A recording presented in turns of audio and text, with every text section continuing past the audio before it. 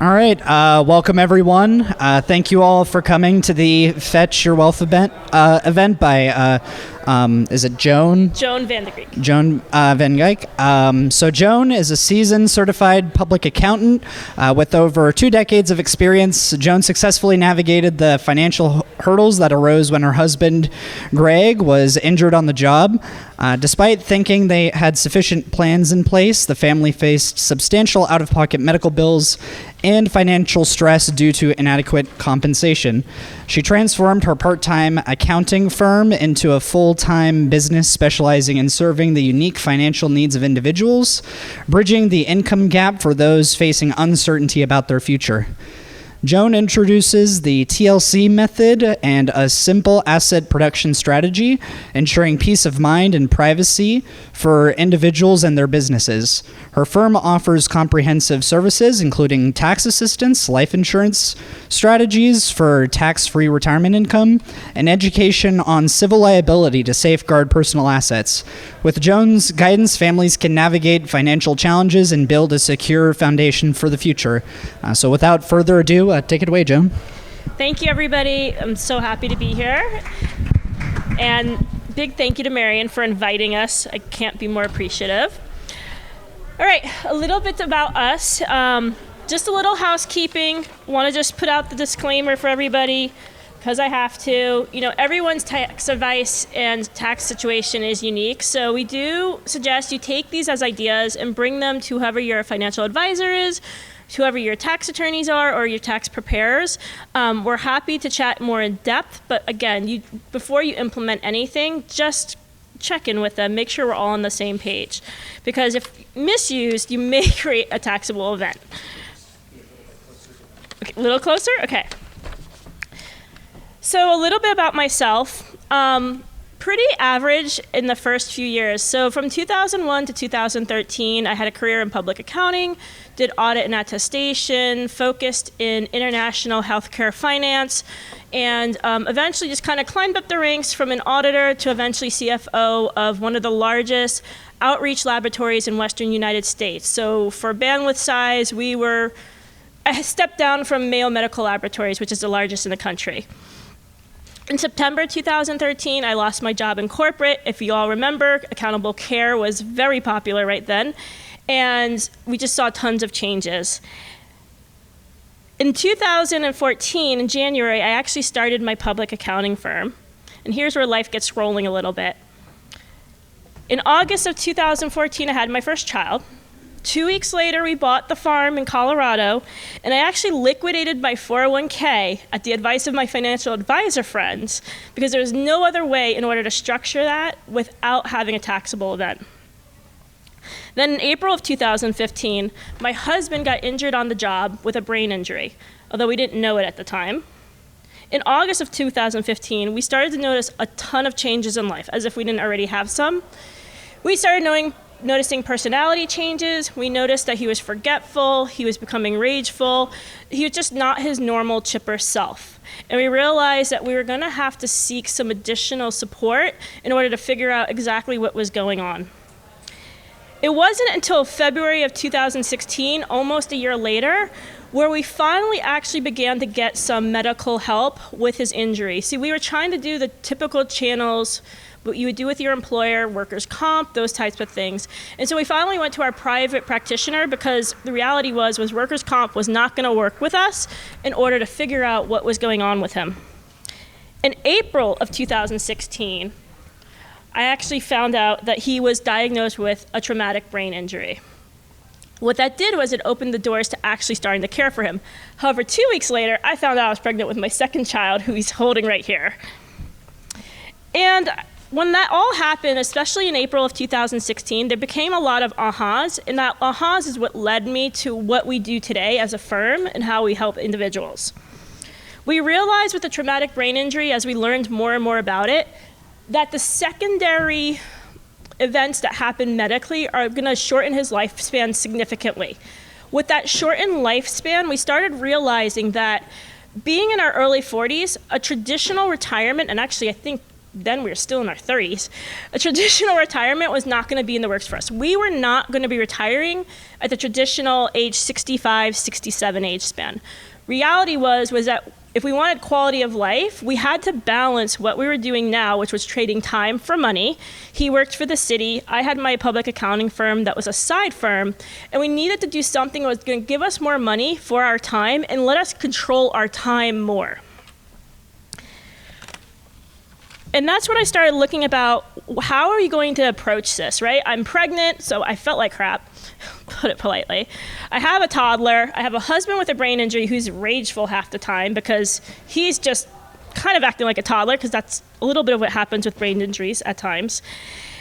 And we started asking ourselves some questions. Was he going to be forced into retirement? See, we had no idea if he was going to be able to continue working. And since workers' comp was fighting us, clearly there was not going to be that $1 million payout that we all dream about. I also realized I'm going to be a widow, more likely than not, at a very young age. How's it going to look for my kids? Will my husband be alive when my kids are going to college? There's going to be a lot more on my plate. And the reality was, I'm not going to have time to save for a traditional retirement. I need to do something that's not going to be influenced by the market, not going to be influenced by taxes, so that I can do more with less time. And that's where the big aha started. I started to realize I couldn't control the circumstances that got me here, but I realized I could prepare for them. And my goal was to prepare for them as best I could. And the reality was that life felt like it was more of an unpredictable roller coaster and a ride of my savings. And I needed to get a strategy, and I needed it now. And that strategy was not going to be what I was taught as a CPA. See, I had a very traditional training as a CPA. I believed what I was told, and I realized that is not going to work here. And so I started to realize that I needed to start looking at some different things. And I actually was at a life insurance conference, and I began listening to an actuary of all people present some case studies. You see, before the conference, and this is pretty typical, and you might not know this when you work as your CPA, we're not taught about life insurance. We know it has potentially a cash value. It's a question we ask. And we know in an audit we have to confirm it. We don't really know the differences. We know that it's not taxable in the event of a passing. But we just always assumed, and this was back in the early 2010s, that life insurance is just to cover estate tax. It's to cover it in an event of untimely death, but it's not a tool. It's not a way to structure what you want your tax bill to be. It's just a given, right? It's something you buy when you have kiddos. And so when I was doing that, I also realized it could be used for some more things. You see, there's multiple kinds of life insurance. The traditional, the term, we hear it all the time. And then there's the non-traditional type of life insurance. And the non-traditional type of life insurance can be used for so much more. Specifically, tax-free retirement. It could also be used to ride the risk of the market and ride that sequence of return risk. So that's basically when you go to access your money, is the money going to be there, right? Think of things like we had just had, especially in the early 2000s, like the Great Recession. It can coast above that so that we don't have to worry about market risk. We don't have to worry about how the tax code is going to change.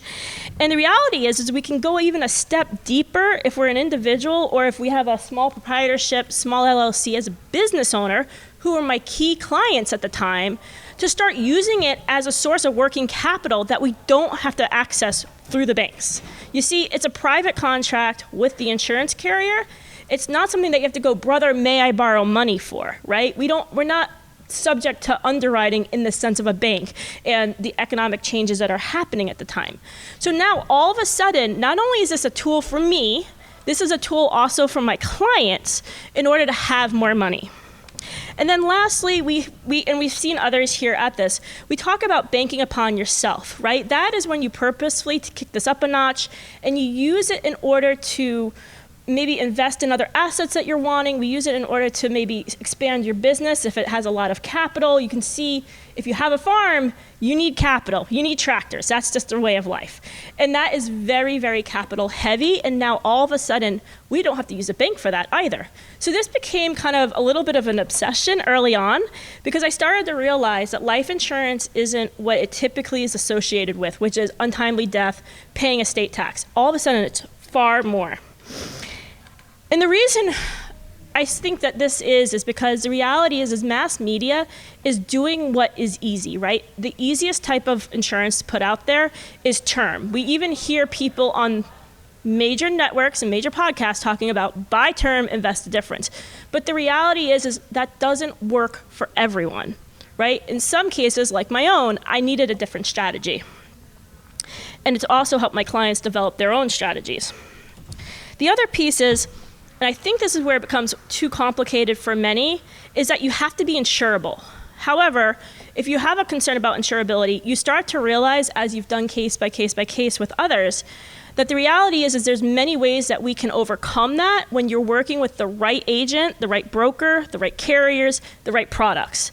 There's always a product. You just have to work with someone who knows where to find it for them. So often we can overcome insurability issues. And then lastly, there's a perception that life insurance is very stagnant. When you have the right product, you can actually have the returns that you would see with the market without the risk in the market. Again, in my case, this became super appealing because time was not on my side. And as I started to dive into this, I became obsessed with how to structure it. See, how to structure these policies and how to have the right product is the most important piece to having those tax-free earnings within the policy. So the way it's going to work is if you have the tax-free earnings is essentially the cash value of the policy. It's the savings piece. That savings is the part that we can tap into for things like working capital, for things like retirement, for college, and for medical emergencies. It also, coincidentally, has, in many cases, if you pick the right product, living benefits. Those living benefits will accelerate not the cash value piece, but the death benefit piece, the part you bought into. So now you can even tap deeper at an earlier point in time if you have a major medical emergency. That was me. And lastly, what I really appealed to me, and this goes back to buying the farm, was when I had the farm, I had the 10% tax penalty. There was no way around it. Now I found deductions, because that's what I've been trained to do, but I still had the penalty, right? It still appeared as that number on the return. There's no restrictions like that to tap into the life insurance. You don't have to worry about what your age is. You don't have to worry about having a medical event that is considered identified by the federal government through the Social Security Disability Administration in order to waive the 10% penalty. You're also not subject to your employer's rules that they have imposed on you to access that money. See, you get more control of that money. And so there's some other things that helped with this during this time that, again, made it even more appealing. Strangely enough, COVID was a catalyst for some of the biggest changes in life insurance that we've seen since the 80s. The first one was Tax Cut and Jobs Act. And that is the one that allowed us to raise that exclusion from a little over 2.5 million. We've known that forever. That was why we were always buying life insurance to cover the death tax. It raised it to 11 million, and now it's at about 12.5 million. And historically, what we have seen is those people who have bought policies are grandfathered in. So even if that were to change, which in 2025, it could change because that tax law that was put in place in 2018 is due to sunset. That should be, historically, based on what we've seen be passed in the Congress and in the representatives, should be grandfathered in.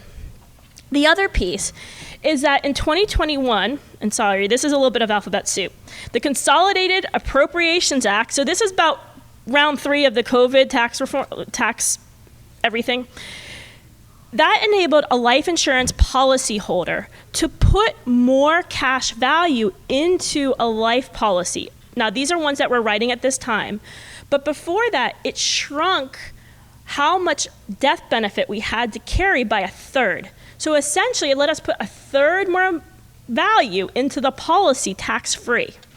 So not only can we've raised the limits, now all of a sudden, a couple of years later, and this hasn't happened in over 20-something years, now all of a sudden we can put a third more money in there tax-free. That's pretty appealing. And so effectively, how did this all kind of lead into where I am today and the strategies that we do? What we start to look at is using life insurance, not just for what it was, which was the traditional uses that we saw long, long ago. It's to actually use it as a retirement plan. See, they're called LIRPs. It's Life Insurance Retirement Plan. And how it works is this.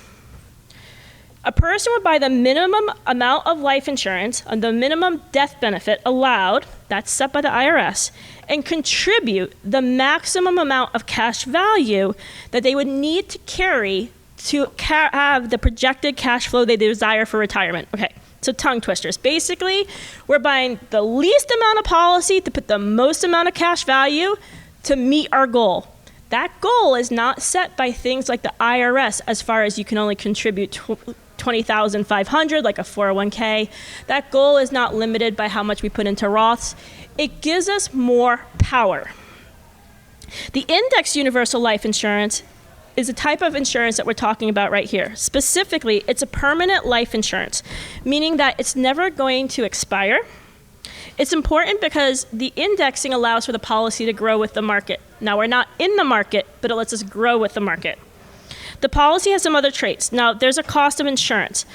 That's, again, where the product becomes important, because that type of product, you're going to want one that actually has those living benefits. My own example, I never expected to tap into living benefits, but it gave me tax-free money after my husband was injured. And then the cash value is going to be the part that's going to grow.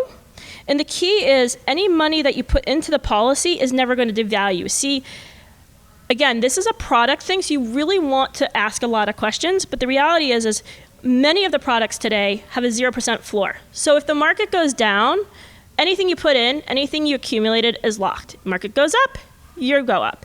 It's a year-over-year thing, and the reality is you don't have that knee-jerk type of reaction to whatever money you put in that savings. And by never devaluing, you're going to end up having more money. So a little bit of food for thought. In this graph, I apologize, it's kind of the fuzzy version of all of it when we blow it up. But some food for thought is, if you put in, say, 100,000, by the time it's sat for 20 years, this is basically looking at what it would have done in the life insurance versus what it would have done in an S&P 500. So think using S&P as a measurement tool versus using the S&P.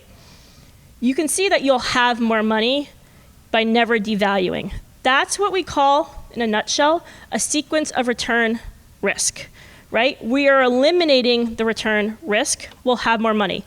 Again, remember, in my story, time is of the essence.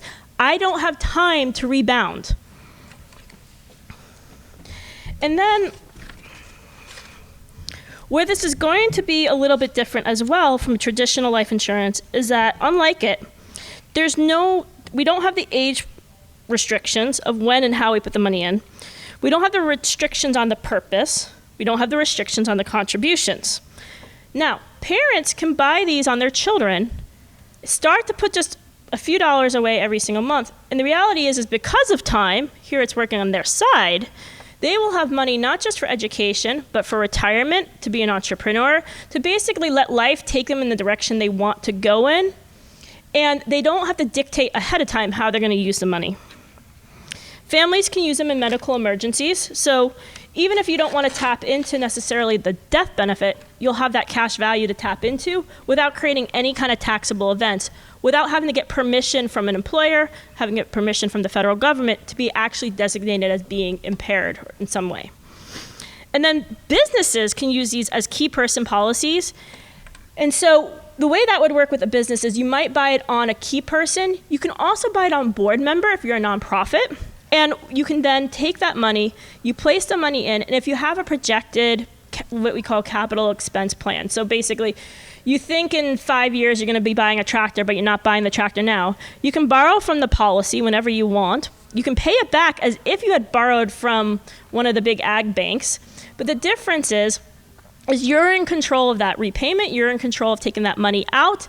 We don't have to worry about tapping into things like credit. We don't have to worry about getting permission from banks. It just makes life so much simpler. And with the LURP, you have the freedom of being told not being told what to do with the IRS as it relates to your retirement. So this is where ultimately we as a firm have basically kind of said, how does this all layer together? How can, based on my own experience, how can we basically take the CPA, use life insurance as a tool, and help more people, whether they're families, individuals, nonprofits? And so what we do is we call a TLC approach. So you have the tax and tax minimization. So that is basically what we just spoke about, using that tax-free accumulation and putting it in a way that you can then access it for a bank, or access it for banking yourself, or access it for just paying for life's ups and downs, so to speak. We have the life and long-term planning. So for individuals, that would be things like the medical emergencies, an insurance deductible if you have a hail out, sudden kind of things. We don't want to use it like an ATM, but we certainly want to be able to use it when we need it to avoid things like carrying credit, to avoid things like having to ask bank for permission, those types of things. And lastly, because it's life insurance, and this is what is kind of has opened the doors in the last few years, there's been a lot of civil changes and civil indemnity changes depending on your state. I see a lot of this in Colorado. Because it's life insurance, because it's actually tied to things like probate, no one can take your money. It's protected. It's a private contract between you and a carrier. It's not going to have judgment liens against it. Now, there's some very extreme types of scenarios, right? Very extreme. But generally speaking, it's your money. Now, where does this come into play for a family? Well, think of things like college aid. Now, all of a sudden, you can tap into need-based aid because your asset is in something that someone can't touch. That's kind of appealing. And so I wanted to kind of go through a quick case study with you all of how we've actually helped one of our clients. And I'm going to need this, look at my notes for this a little bit more, so bear with me. So the client, and I love this case example because this is a great example of how we've just kind of transitioned over the last few years. She came to us basically as an individual and a family looking for just some simple needs. So for instance, she just wanted a life policy because she had kiddos, and she needed a key person policy because she was buying out a partner at the time. She kind of liked the idea that it could double up in a few ways. And so it was just like, yeah, okay, I'll give it a try, right? So she's the type of person that came in, bought something small, and was just like, let me just see what it's about. She took her business in 2 years and doubled it. So one less partner, double the revenue, pretty much neutral in your employees. That ends up in a lot more revenue and a lot more profit. And now, because of all that extra profit, she was starting to see that, okay, my lifestyle has now changed. See, one of the hiccups with 401k is it's designed for the masses. It's designed for things that are for average America, and it's designed to basically supplement Social Security. And you have to ask yourself, is that going to be enough? And for most of us probably here, it's not. And for her, she quickly realized it wasn't. But she also liked the idea that it was going to be tax-free, and it was going to offer growth. It was super simple. She was healthy, reasonably healthy for her age. And she loved the idea that she, because of her business, she had no idea when she was going to exit. See, she loves what she does, but she's like, I could exit tomorrow if something happens. My husband, his health is meh sometimes, or I can just ride the wave. And I don't have to actually plan any of that right now. And she also liked the fact that it was flexible because her kiddos all had different interests. Her son, the engineer, has now become a photographer. Her daughter, just kind of swim rat as we call her, who knows what direction she's going to go in. She has no decision points, right? So she's kind of a high schoolish age family at the time. She liked the idea that if she put something in place for the kiddos, they can easily kind of carry the ball and just go wherever they wanted to in life without having to have the restrictions of like the 529s and the things that you typically hear about. And so now roll forward 2 more years. This is the fun part that we're doing even now, which is she's now, I think we are at 2.5 times the business. So in 4 years, we doubled in 2 years, then we doubled it again. We're at about 2.5 million. We're on track right now to be at about 52-ish million in the next 9-ish years. So now we have another tax problem to solve. And so the way we're going to start to tackle this, and we're actually in the midst of actually designing this right now, is we're going to be balancing it with something called, with a C Corp. But the C Corp is going to do something different. See, we always have a negative kind of distaste of C Corps. I always did for years. But the reality is when you have a closely held C Corp, and you alternate things like your fiscal year end, which you can only do with a C Corp, you can put bylaws in place so that that C Corp legally can pay for things like health, medical, long-term care, any type of education. You can have administrative offices. You can dive really deep into the tax deductions. So how does a C Corp meet a sole proprietor in an LLC? Well, we have the LLC pay a management fee to the C Corp. She's now a fractional CEO. That fractional CEO pulls income out of the C Corp. It also pays for her lifestyle, her education. There's no restrictions like you see with a traditional education cap of like for even employees of like the 5,200-ish. You don't have those restrictions. So it's not necessarily a C Corp that is designed to have a profit, right? It's meant to eliminate profits. And so we're diving deep into those types of things. And so the way it looks now, there we go, is that we're projected to have about 52 million right now. Her gross margin on that 52 million in the next 10 years is about 6.6 million. With the methods that we're putting in place, we're estimating that we're going to eliminate about $4.3 million of profit. Now we're doing some extra layering. We're doing things like a defined benefit plan, which is called a 412E. It's still a 4, but it's going to be backed by life and annuity type of products. She's basically creating her own pension plan. So that money will at least go to her, and we don't have to worry about the ups and downs in the market. We can take advantage of some tax savings right now. And reality is when she stops working, she will be in a little bit lesser tax bracket, but it's not going to be that much less. We're also going to be putting in an additional strategy, which we call, you may see these on TV, but really it's called Section 162 of the plan, which is essentially an executive life insurance plan. It's those kind of golden handcuff ones that we hear about. But it's nimble, and that's the key to this. See, when we do the defined benefit plans, the pension plans, those have to have a very consistent stream of cash flow, and there's some limits on those. When we do things like the Section 162 plans, we can just plug and chug. What do we want our profit to be? What do we want to pay taxes on? And we can just literally guide our deduction that way. And so it becomes a little bit of a backfiller. Additionally to this, we're probably going to hire her kiddos over into that C Corp. Now, they're not on the LLC. We're probably going to also hire her husband over to there as well. So again, we can just kind of keep funding this kind of private, closely held C Corp. And so with that, I wanted to tap into a little bit about where does this all let us kind of end up. So to recap, when I started my accounting firm, I was under the belief that we should always put our money into our 401k contribution to prepare for retirement each year. But the reality is we're just avoiding the inevitable, which is a tax bomb. See, if we put it in and we defer the tax now, eventually we'll pay the tax when we take out. Why would we pay tax on a massive amount of accumulation when we can just get it over and done with and have everything else be tax-free? Just seems silly. I also accepted that the ups and downs in the market were completely normal, and that recessions were to be expected from time to time. But the reality is I could actually create stability by having a longer long-term investment strategy with a 0% floor.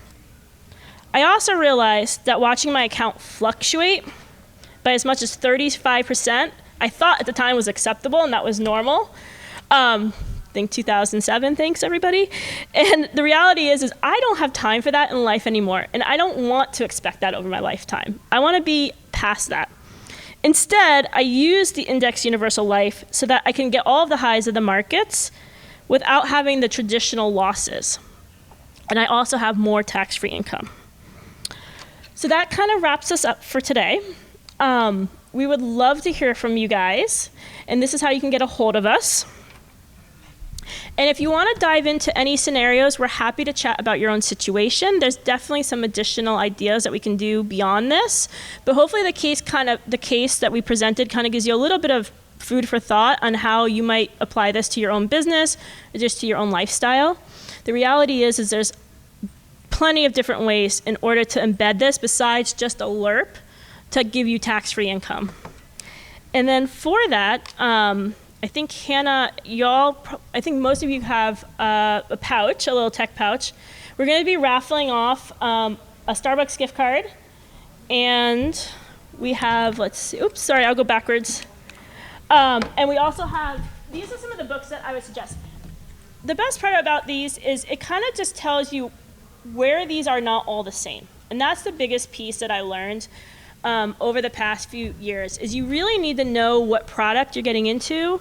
There's lots of good products, but you also need to know what questions to ask, because if you get into the wrong product, you're gonna have your everything tied in a knot. And so I would suggest, if you want, we're raffling off the books with the Starbucks gift card, reading The Power of Zero, and it's basically how to create tax-free retirement, and then just literally how to pick the right one for you. So you have one? All right. So the winning one is 645354. So 645354.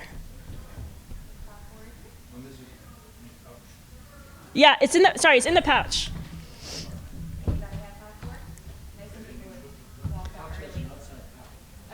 Okay, we can hand up 354. Oh gosh, yay! The coffee's on us.